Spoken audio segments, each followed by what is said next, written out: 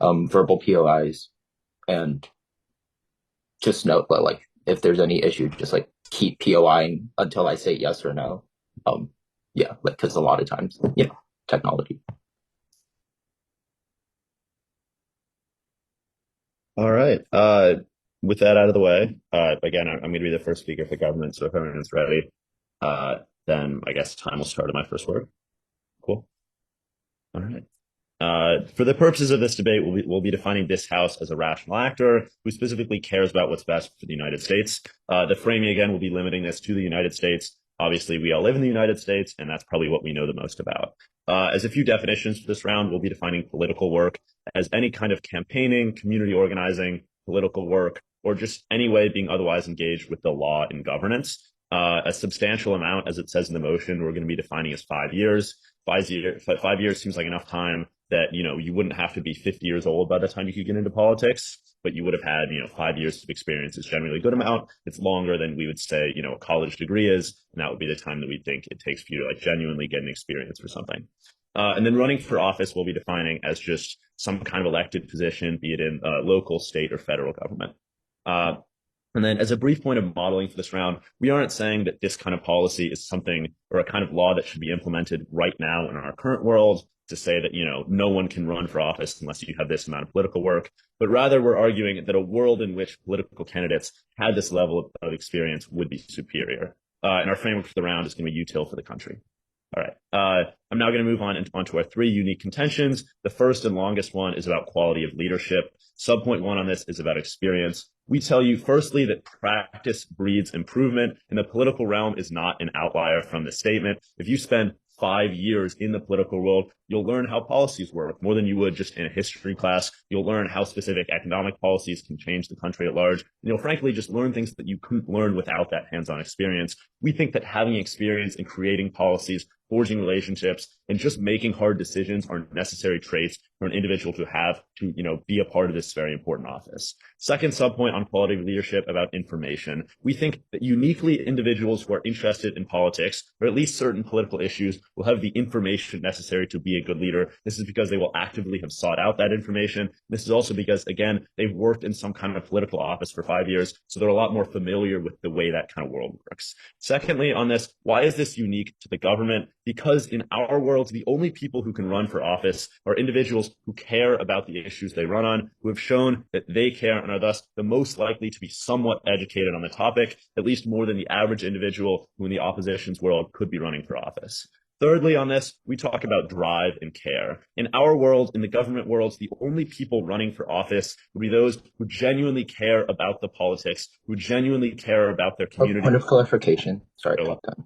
yeah, Is PFC. this your second contention, or is this Uh, still? we have, I believe it's 5 subpoints under our first contention. This is subpoint.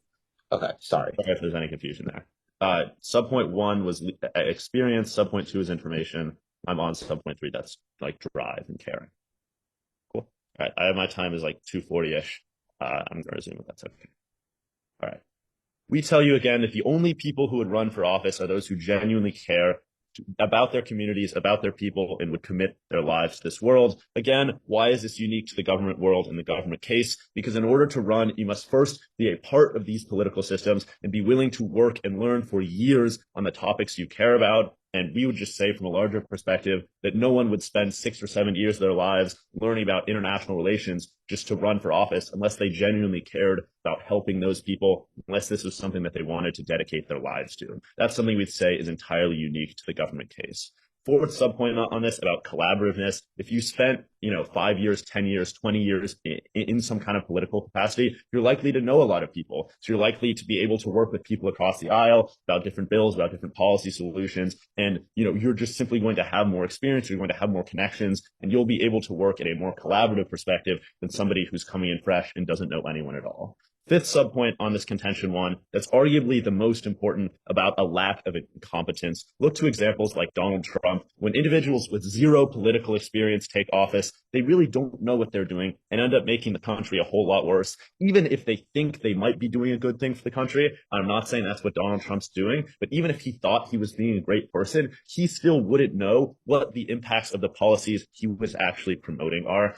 Second subpoint on this idea of incompetence, we say that a lack lack of incompetence in our world limits social media politics. A great example of this is like Kanye West running for president, Donald Trump running for president. These big like social figures who prior to running for office were just very famous, very popular, even controversial. In our world, you entirely limit that because Kanye West isn't going to spend 6 years campaigning or doing some kind of political organizing just so he can have a chance at running for office. But in the opposition world, which you'll see more of, as we're seeing more of right now in the status quo, is that a lot of people who are simply famous think they have the opportunity to run for office, think they can get that office. Have you seen with Donald Trump, it's sometimes successful. And even in the cases when it isn't successful, like with Kanye West, the fact that Kanye West got like 6% of the popular vote proves, and to a large extent of Americans, that our politics are somewhat becoming a joke, and we think that's a negative voter. All right, moving on now to our contention two about how the government world affects the people in a positive way. Firstly, on vetting candidates, we tell you that when all candidates have done prior political work, voters can know and have some reasonable expectations of what the policies they're actually voting for are. So if I can see Joe Biden and he has 40 years of prior political experience behind him, then I can know if I vote for Joe Biden, he's probably going to do the same stuff in the next 4 years that he's done for the last 40 years. And because of that, we'd say it actually strengthens democracies because voters know what they're voting for. They know what they're getting into in a way that maybe they didn't with a candidate like Trump, who has no prior political record, who maybe in his speeches presents a certain kind of himself, presents a certain kind of policy, but in 2016, no one would really know the kind of policies he would actually put forward. Secondly, on this contention too, about how it affects the people, we tell you that this kind of system encourages a greater sense of civic responsibility in citizens in the country, both because they see politicians coming from all around them. They see politicians literally coming from their communities, in community organizing, in protesting, in these different political aspects, but also because they themselves, if they are curious about becoming a politician, if that's a path they might want to set themselves up for down the line, then would also get engaged in these activities. Thirdly, we want to talk about, this is our contention three, we want to talk about revolving door politics and how the government world actively stops that. Revolving door politics is the idea that people from very high level finance or legal jobs would go into law and then would go immediately into a regulatory position. It's a very strong issue with the U.S. government, specifically in regards to corruption. We would say that in the government world, our world treats politics as a full-time career rather than something someone does only for a few years and then looks for a better job or looks for a higher paying job or a higher profile job.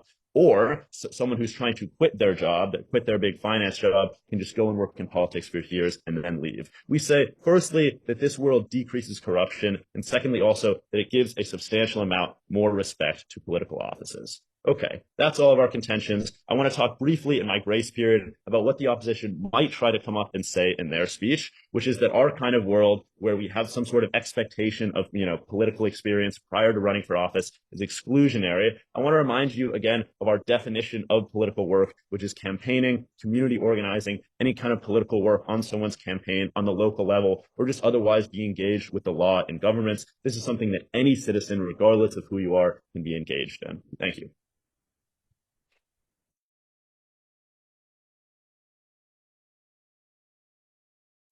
Okay.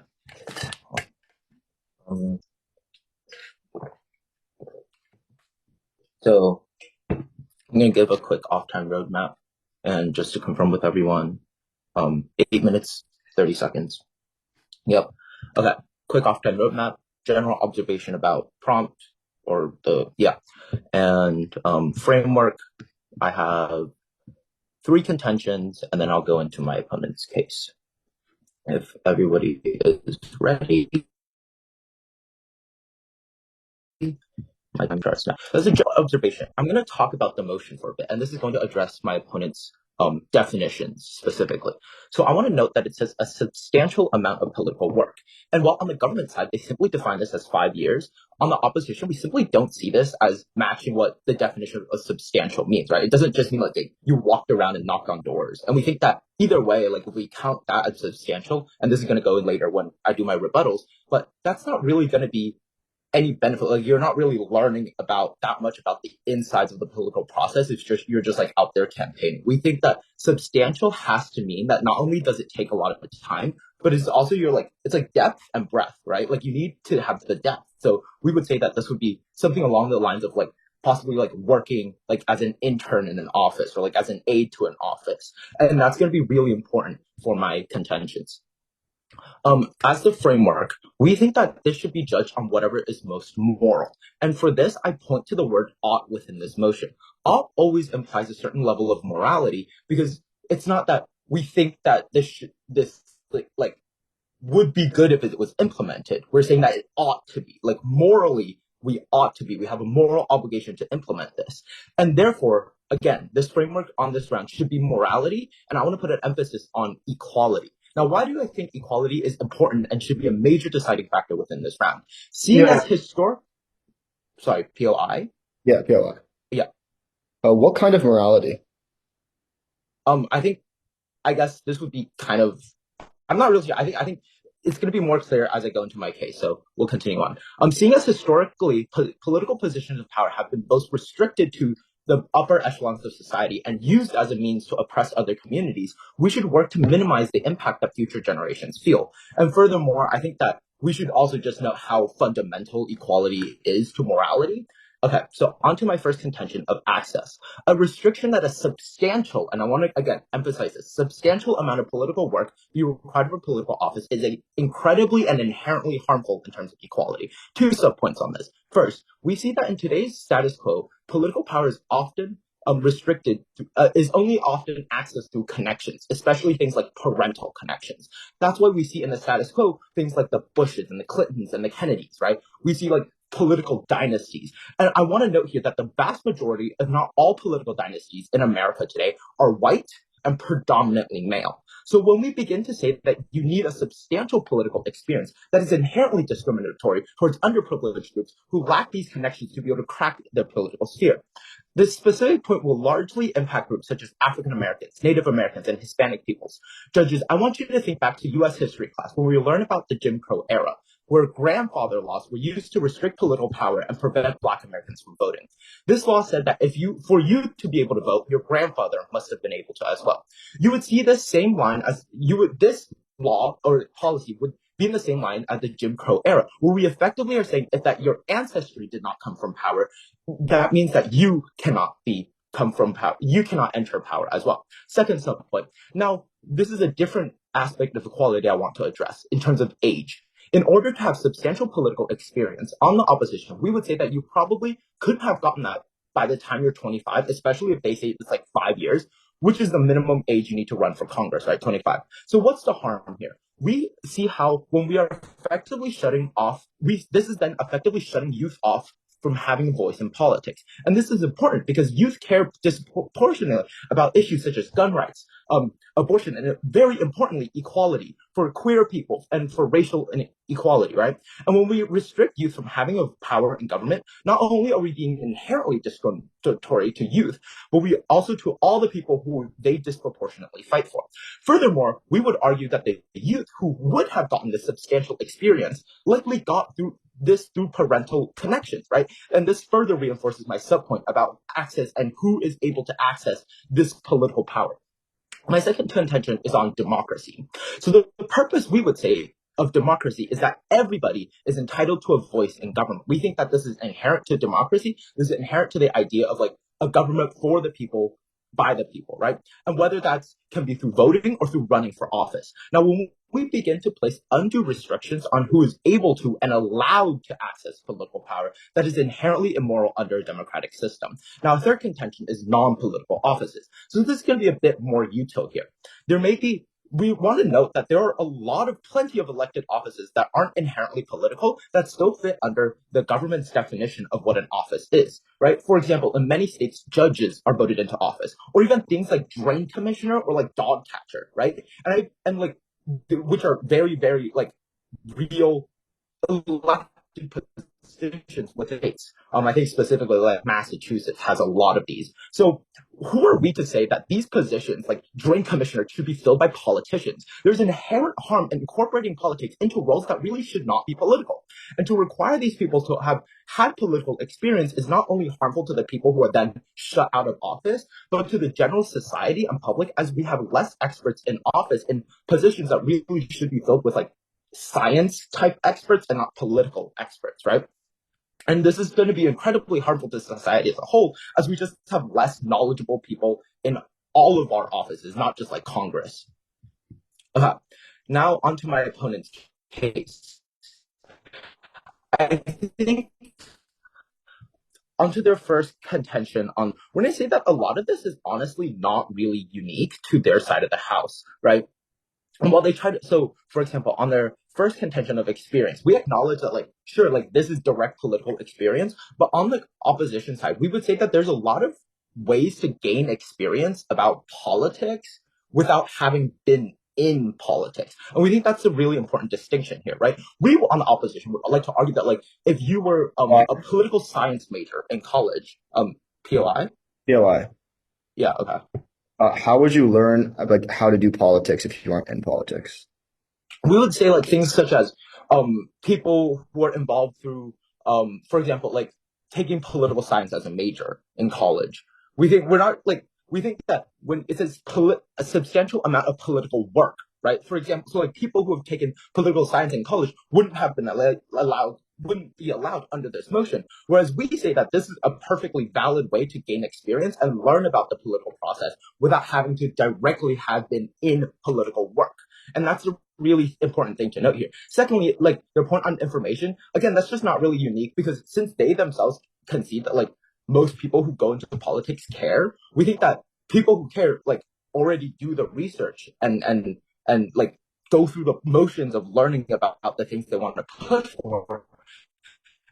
And when they talk about like people like Kanye, we just say like, okay, but like, did he really have a shot? And like, sure, they can bring up Donald Trump, but clearly like he cares, right? Like he cares about the policies he's pushing for to some degree, right? We can see that he's like quote unquote like very passionate. So like we think that like you don't need political experience to care about politics, and that's really important here, especially for youth who we do really care about politics, but you don't. We think that it's just simply an undue burden and inherently discriminatory when we force people to have had political work experience in order to be in politics. And how this affects the people. Like so, effectively for this motion as a whole, we're just going to say that like they're preventing change, right? They're saying that like you're gonna have this long history in order to be in politics, but then they're not allowing new voices into government because you're always just recycling the old people.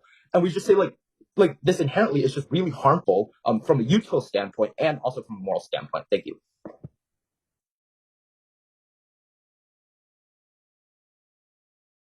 All right.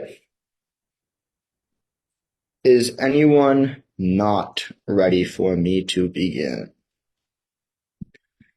Great, just off time. Again, my name is Campbell Langdon, MG in this round. Order is going to go top of case, overviews and definitions, then op case, gov case. If time allows, gov collapses and weighing. With that, time starts in 3, 2, 1. Let's start on the top of case where the opposition attempts to redefine substantial as like working as an intern in an office. We think this is an entirely mischaracterization of the motion. For example, look to individuals such as MLK. He didn't like work as an intern in an office. We think he did a substantial amount of political work. You don't need to like have a specific position in order to like do political work. I think that interpretation is just not accurate to what the motion is trying to get at. We want to stick with our definition of like being involved in politics somehow as political work. I think that's pretty intuitive. And for those substantial, like more than 5 years, the exact year count isn't the point here. The point here is that like it takes a lot of time, it takes a lot of years out of your life. Opposition kind of agrees with this, but like try to challenge it. You can define it as however we want. Point is substantial amount like 5 years, 8 years, 9 years. It doesn't really matter for the purposes of this round. We don't get into like specifics of year count that isn't super relevant. With that on overviews, what's really important to note in this round?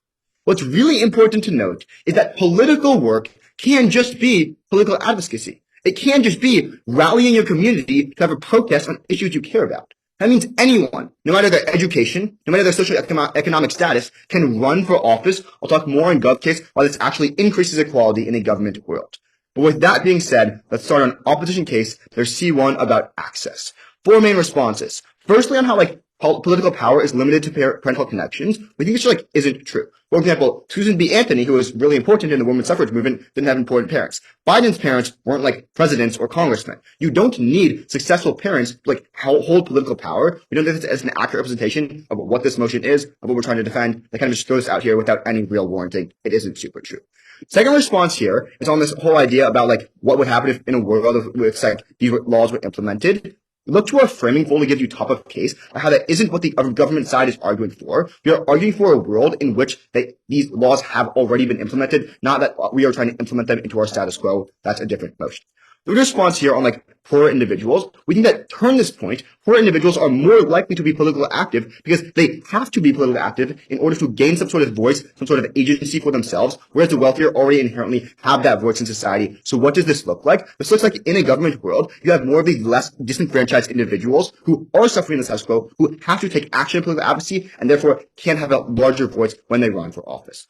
Fourth and final response on this whole like age point is just like isn't really true. You already have age minimums for a lot of jobs, like the president has to be at least 35. And then on this whole point about like you're effectively shutting off youth from having a voice in politics, you're not. You can still vote if you're above 18. But more than that, and this is kind of tying into their second contention of democracy, these points are really, really similar. Like restricting who can have power is immoral. We think, no, like if you're 16, you can't vote in these elections. Why? Because there's a limit on democracy. You can have absolute democracy for every single individual, which we see today in our society. There are, of course, going to be limits. We don't think it's absurd to say, hey, maybe you shouldn't be 20 years old and running for president. That's obviously not what anyone wants to argue for.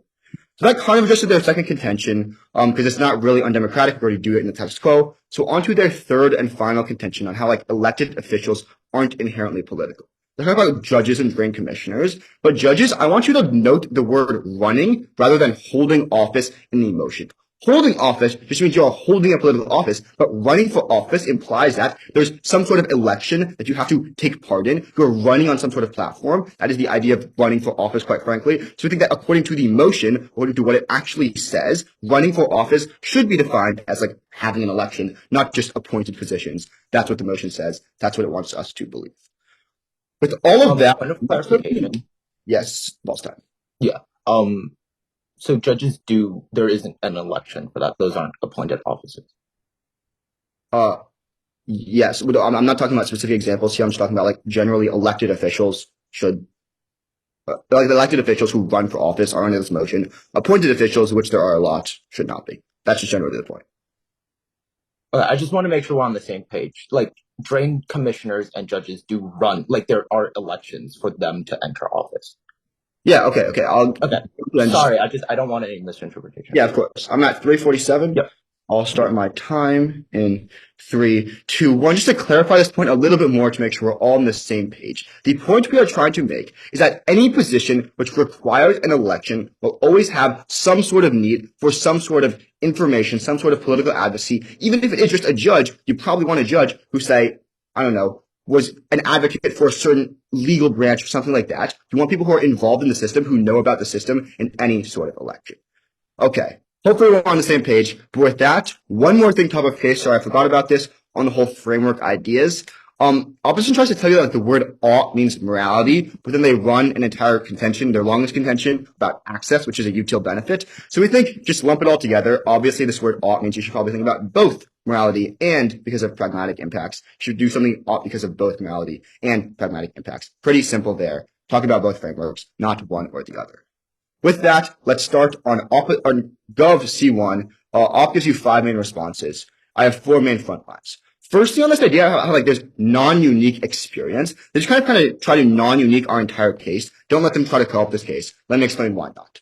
The only example they give you about how you're able to gain experience about politics without being in politics is like majoring in political science. But quite frankly, I don't trust a student in college who might have gotten in there just because, say, their parents have money more than an individual who is rallying their community, who is being a part of political advocacy, who is having the information, the education necessary about their topic, who cares about their topic. I think it's always going to be preferred a government world where it isn't just students who majored in a topic, but there are individuals who are on the ground, who actually care, who actually have the information required to commit change. Second front line, the opposition talks about a lot like political science majors and how they have a lot of experience. But once more, I ask you, who would you rather have in charge of the country or in charge of a legislative branch or any sort of branch of government? A student in college or someone who is actually involved in the system who has the experience necessary? Likely in your political science major, you did internships or jobs in politics because that's what you cared about. But the point we're trying to make here is that just having political science major isn't enough to qualify you for having these jobs. You should have other outside things as well. Next point here about how like the information point is non-unique and how like people who care will have already done their research, but Opt kind of misses the entire analysis here. Is that the fact of the matter is you can care about politics in either world, but in a government world where you have to be involved for multiple years prior to you running, you have to know the information because once again, you're in the system, whereas in an opposition world, that same requirement doesn't exist. So we aren't saying that everyone in an opposition world will be like misinformed and everyone in the government world will have like all the perfect information. What we're saying is on net, the government world is comparatively way, way better because the individuals have to have information that are required to run for office. Lastly, on how like on the drive point, it's non-unique this by saying like you don't need experience to care. But we think that a lot of individuals who hold office today in a world without this prerequisite don't really care about a lot of the issues they try to platform on. They care about the power it gives them. Why is this different in a government world? This is different, Keely, because of the fact that you have to spend many years of your life without power, without holding office, campaigning for these issues on your own. So what does this mean? This means that the individuals who have the ability to run will care about the issues that they're running for, will care about their policies, and will actually have an opinion, actually have morality, which the opposition talks about what they want to do. Okay. Op clean drops are C2 and are C3. So I'm going to talk about what's the key clashes in this round in my last minute, what's important to notice, what wins Gov the round. The entire idea of the opposition case, more or less, is that one, fewer people can run, and two, it's like undemocratic in some way, and some people like shouldn't have these two ideas. The problem with these two statements is one, as we've already proven, anyone can run in a government world. In fact, we think it's more likely that especially more disenfranchised individuals will run. Why? Because in a opposition world, in the status quo, the people who hold office are the ones who are going to college, are the ones who are incredibly educated, are the ones whose parents are incredibly influential. Why is this different in a government world? Keely, because once more, these individuals who have to have some sort of prior experience in campaigning, have to have some sort of prior experience in political advocacy, won't necessarily just be the wealthiest in society. We think that's a really key clash in this round that flows really cleanly to Gov. The fact that there's more equality, more representation of the marginalized groups in society in a government world. For that reason, I couldn't be prouder to propose. Thank you. Okay. I'm gonna begin my off-time roadmap. I'm gonna do some top of case. I'm gonna go defend my own contentions and then address my opponent's contentions. Okay. My time starts now. So Op has made a few generalizations of the government has made a few generalizations of my case and my interpretation of this motion that I really want to address here. First of all, this idea of what counts as substantial, and they try to bring up this example of MLK. But then what I want to say is, so what counts as what, like under their world, what counts as political work? Is it me posting on Instagram a black square count as political work? If I do that once a year, for 5 years, can I then qualify for office under their world? I would just want to say, like, they have this really vague idea of what they want to do, and we just think that this is incredibly harmful since there are real world impacts of this, especially since, and we want to note this, is that like all of their contentions kind of hinge on this basis that like when you're doing this political work, you're going to be learning so much. And what we say on the opposition side is that none of these like positive impacts actually flow through on the government world if they're just allowing people who have like knocked on doors for 5 years to go into office, because these aren't people who've actually been in like the quote unquote like halls of power, right? They're not people who've had the ability to really make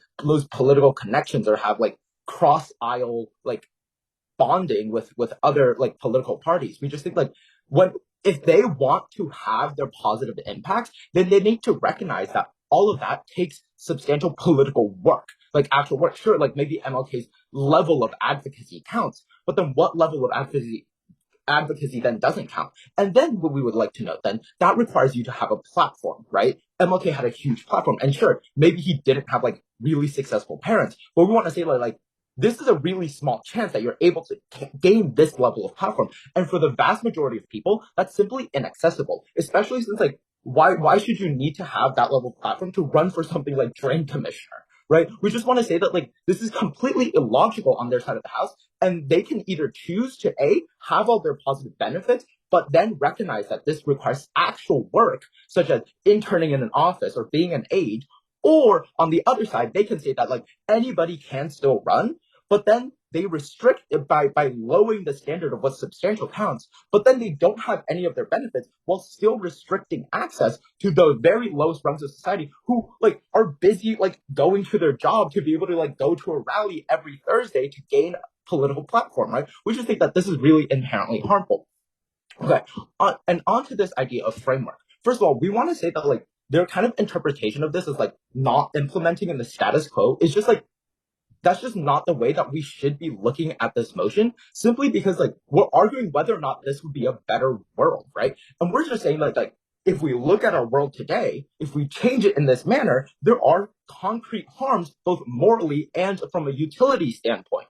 And like there's no reason why they could just say like, oh, we're just going to change this world to a world where people have had political experience and completely ignore the current realities of our society and our democratic system and how it functions. Okay, and so we should really, really consider a lot of like morality and utility, and they kind of say this as well. So I'm going to keep going here. Okay, on my first contention on access, they try to bring up examples Susan B. Anthony and Biden. And sure, we can concede that you don't need successful parents politically in order to have power, but we say that it is oftentimes a very big prerequisite in order to gain that, right? We say that the vast majority of the time average people aren't able to access the level of power that they're trying to require in order to run for office. We say that like most people probably aren't able to get like an internship at an office for 5 years straight in order to then run for office. And if they're just talking about knocking on doors, we say that like that's not enough to see all of their impacts that they're trying to realize. Okay. And they're also, we would still like to know, like, Susan B. Anthony Biden, like, these are white people, right? And, like, they, like, again, like, we want to note how this disproportionately impacts minority groups and people who are already disenfranchised. And they try to turn this, but in a way that simply doesn't work, because we want to note that people who are disenfranchised are, like, generally just have less time to participate so actively in the political process, right? They don't have time and the experience to have been able to work for 5 years straight, probably in like a non-paying internship or very low-paying internship for 5 years in order to get this benefit, right? And we just say that like this is completely illogical from their side of the house to have this requirement in place and then try to still say that like disenfranchised people will then have the ability to and will want to. No, because it's just going to look like, okay, like all the rich old white men are just like giving experience to their kids, and then that just moves on. And like when we place this restriction, also we would like to note here that like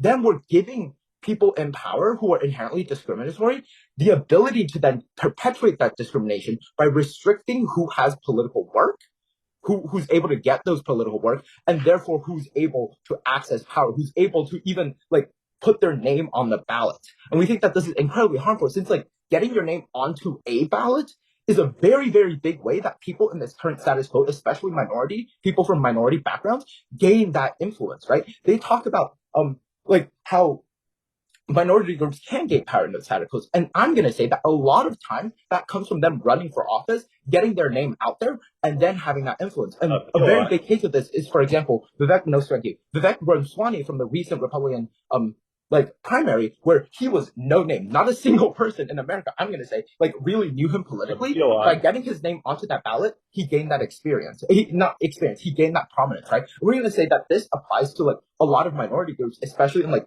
lower level political office, where they use their name on a ballot to then gain that prominence. So like, and on the other side of the world, like, what are you going to do? Like, you're just going to like campaign and be like, yeah, I'm campaigning right now for an election 5 years later because I hope to one day be elected. So I'm going to start campaigning right now for 5 years so that I've had that 5 year experience. Like, that just doesn't make sense, right? And they try to, on their age point, they try to say that like we already have age minimums, but we want to note that like, so currently the age minimum for Congress is 25, right? To have 5 years experience, or they even say like 9, 10 years, like, do you want kids to start campaigning and like having major advocacy work at 15 in order to be accessing political power when they're able to? And on our side of the house, we say that we prefer a world where there's more younger people into office, and they're going to restrict that no matter like how much they minimize it, we have to recognize, judges, that either way, there is going to be an impact on the age of the people who are able to run for office. And then if we restrict the age of the people who are able to run, then we restrict who youth who are able to vote can vote for. When we restrict who you can vote for, we are restricting your political power. Because when you have a vote and three candidates in front of you and none of the three are like attractive candidates, you're like inherently like yours is taken away. It's my protected time. They completely drop our democracy standpoint. And when we say that morally, in a democracy, like you want to give people a voice, and restricting that voice in any way is inherently immoral.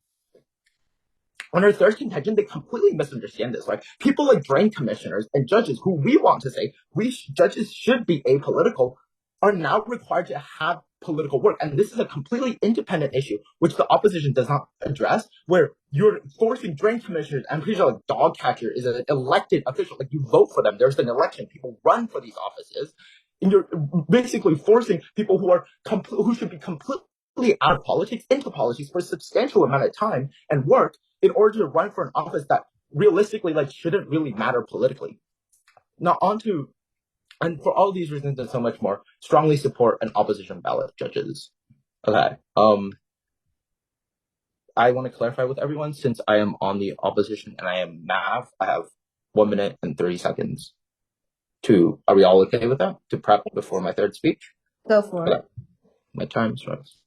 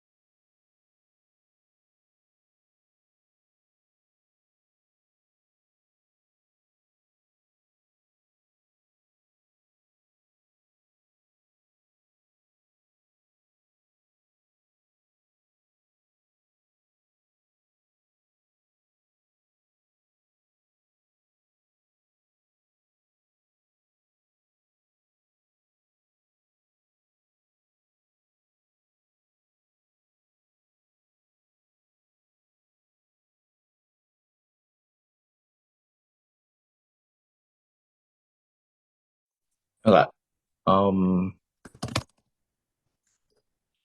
gonna start my speech of 4 minutes and 30 seconds. Sorry.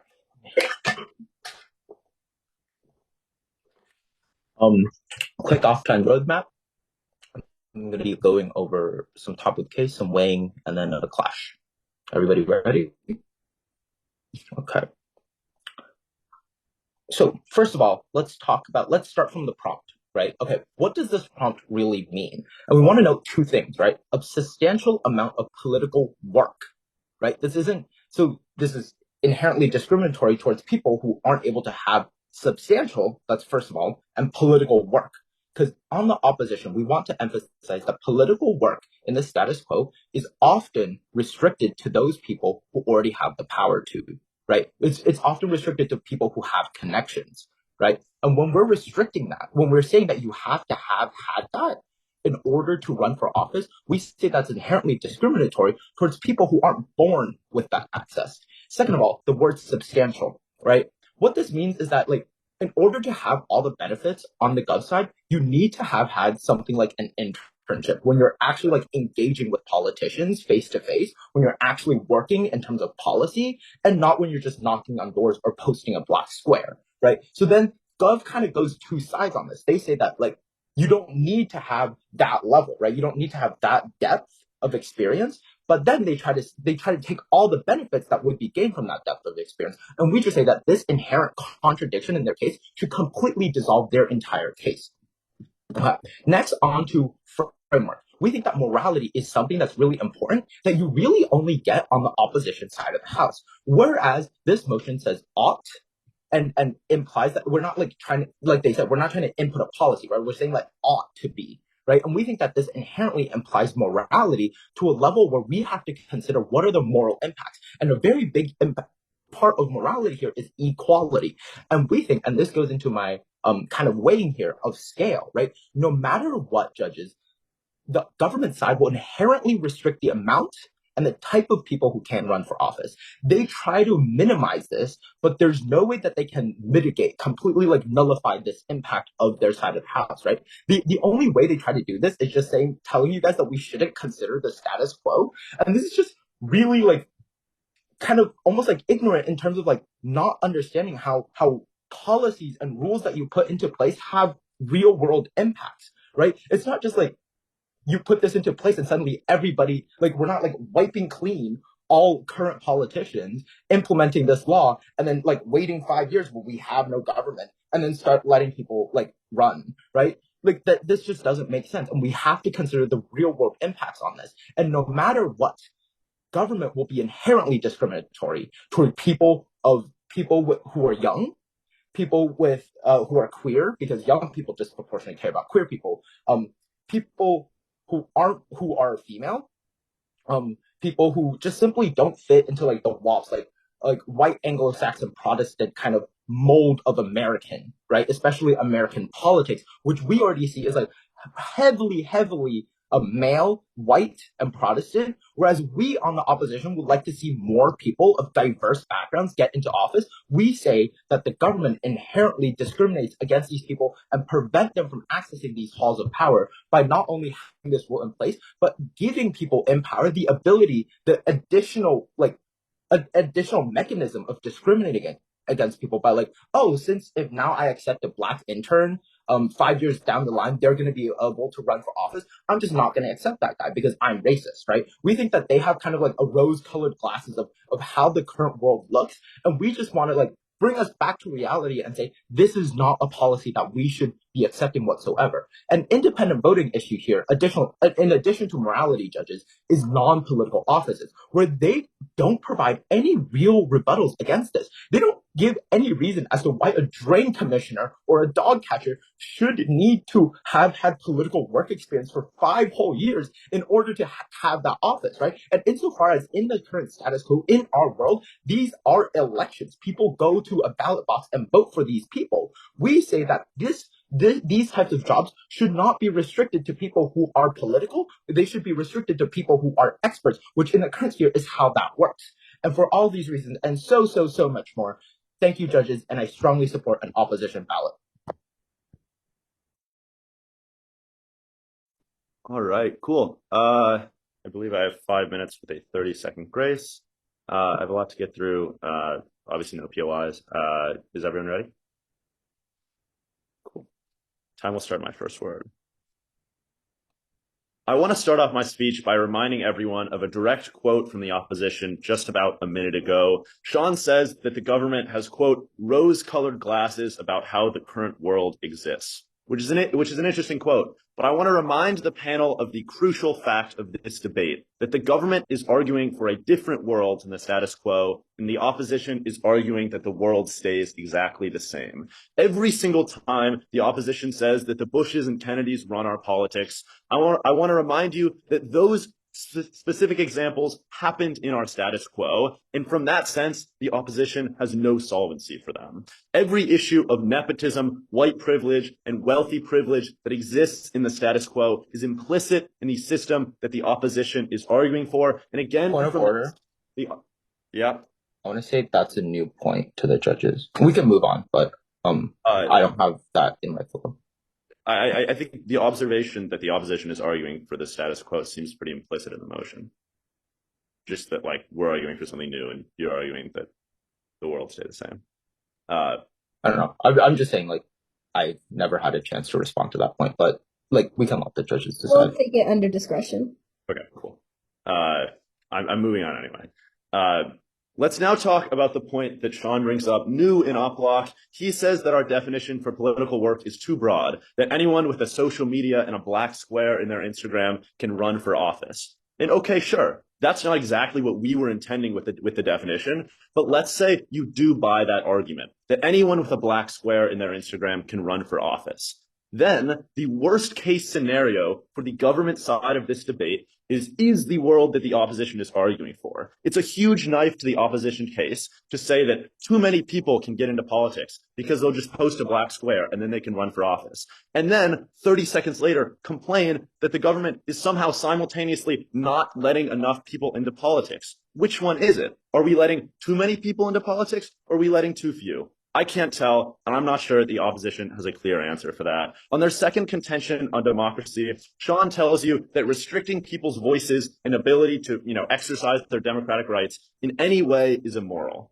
But we restrict people's democratic rights all the time. Convicted felons can't vote. The millions of non-citizens in our country can't vote, and a 5-year-old can't run for office. And as, sad as that might be, that my 5-year-old can't, vote for the next president, it also makes a whole lot of sense. Because at some point, we accept the realities of the world, that some people, be it because they've gone through a lot of civic education, because they understand the country very well, can make these better decisions. And the idea that any sense of restricting people's agency in the democratic process is immoral is simply antithetical to the world that exists today in the United States, which again is what the opposition is arguing for. He again repeats the fallacy in op block that a preference for prior political work limits access to those that aren't rich or wealthy or white. But he misses the response that Campbell gives in MG, in where he tells you that the poor and the marginalized are often substantially more involved in politics because they have to be. Rich people don't care about politics.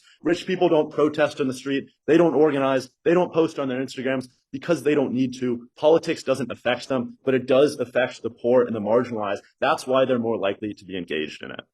Let's look now at the world that the opposition is arguing for. A world in which candidates like Vivek Ramaswamy, Kanye West, and Donald Trump can control the national discourse around politics.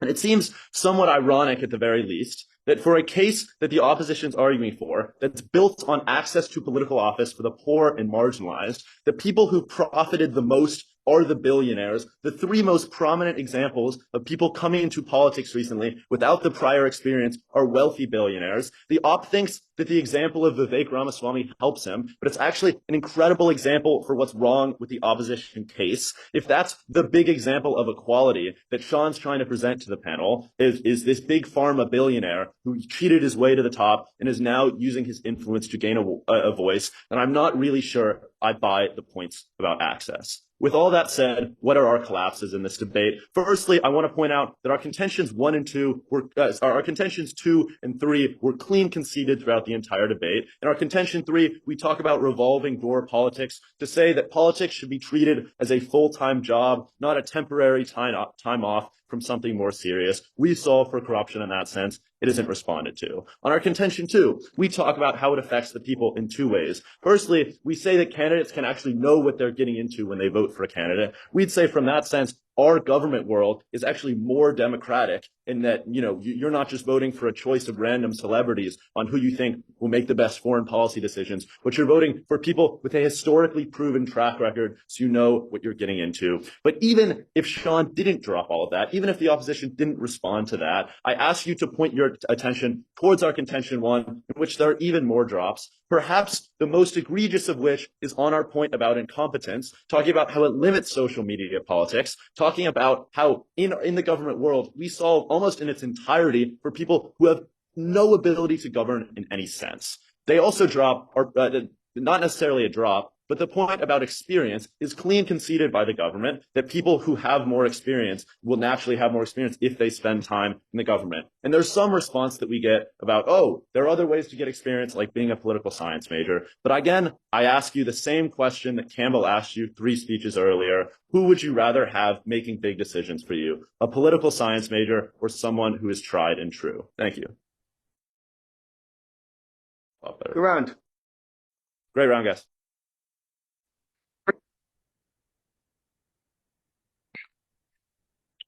Are all of the judges here Is government here? I'm here. I'm back too. Awesome. Okay.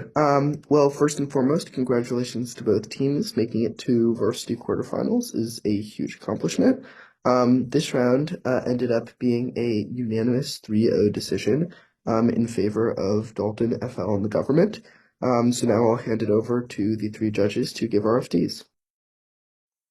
Amazing. I can start with my RFD. So yeah, I did vote for Gov. I do want to say, I know everyone always says this, but I really do mean it. Really close round. After each speech, like I was convinced for that side. So I really did have to think about it. For me, it came down to the issues that were discussed in the opposition rebuttal.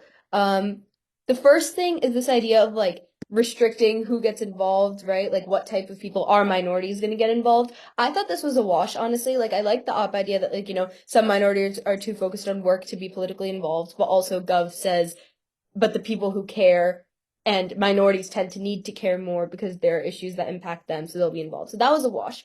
For me, what really mattered there was this idea of the contradiction in Gov, right? The idea that, like, what counts as political work and then what types of impacts do you get on Gov with that. I really, really like the turn out of PMR where, Bull, you talk about how, like, in the worst case, then you're just arguing for the status quo, but you also have other unique benefits. So, like, there really isn't any negative idea to if political work is very vague, and then if it is restricted, like, you get all of your impact. So I thought that ended up flowing to Gov. Then when you talk about yeah, sorry, and I talked about minorities. Sorry, and then when you talk about minorities more, the idea of like protests and stuff and how that doesn't need to be aid work, I think that helped Gov a lot because I don't think Op contended with all of Gov's case. I think there was a lot of like on the extreme sides, which was good, and I was really intrigued with that contradiction idea. But you did also need to contend with like, okay, what if these people are just like politically involved and they like go to rallies? Like, what about those types of people? And I didn't think that you characterized their case properly throughout. And then specifically on government, the corruption point, the incompetence point, the experience point, and like the social media advertising point, I love the like Vivek Ramaswamy turn. I thought that was really smart. And just like those were enough unique points for me that like even if I buy all of op saying you don't get a ton of gov impact, I don't really buy a lot of the harm stuff. I think like you talk about democracy and restricting it, and then Gov in the MG says, okay, but like we don't restrict, like we restrict rights before, like 16-year-olds can't vote, and then I don't get another response to that from op, at least on my flow. So then that like that idea flows through for me that we're not really restricting it. And then in terms of access, like it's that contradiction idea again, and like okay, so even if it is just political interns, like you still have people who care about the issues enough that they're engaging with it. So like I said, just more engagement overall with the Gov case. The one thing I did like on op was I thought the drain commissioner dog catcher idea, I thought that was interesting, but I don't think you focused on the right part of that impact. The impact isn't necessarily now drain commissioners have to be involved for 5 years beforehand. It's we're politicizing offices that don't need to be politicized, and that's a problem. And I wish that you had spent more time, like you did in your first speech, telling me why it's a really bad thing if we make non-political elected positions more like political and that idea. And I think that could have been a very unique harm on your side. So yeah, because Gov had a lot of unique benefits and like their worst case scenario was just the status quo, I went Gov.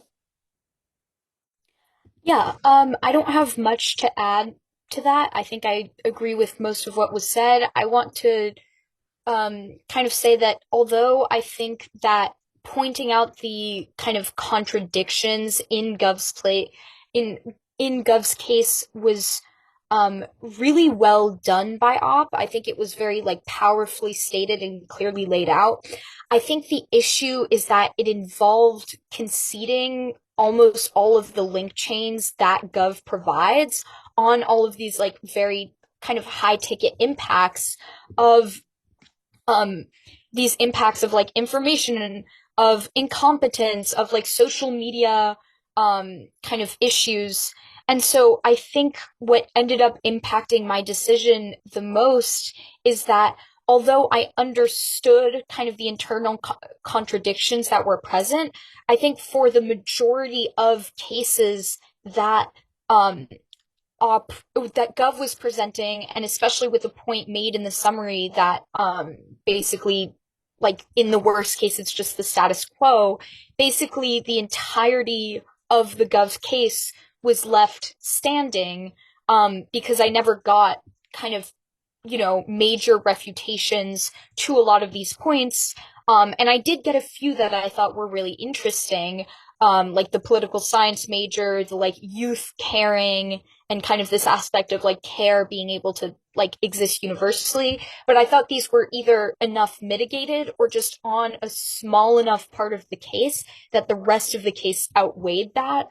And I actually, sorry, this is totally an outside point and did not affect my judging, but I found it really interesting that top of the case in the first speech, Gov defines any kind of elected position on a local, state, and federal level. So I also really enjoyed this point about like drain commissioners and dog catchers.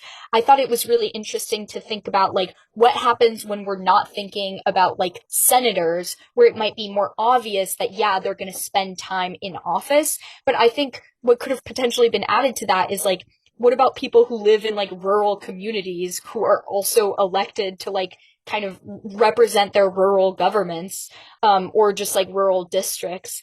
And so I thought that point was really powerful, but could have also been elaborated to more like what are specific aspects of access that don't necessarily have to do with like identity, but maybe have to do with like kind of literal like politicization or like geography. I did think that I had one final, sorry, I'm trying to find it on my flow. I highlighted it.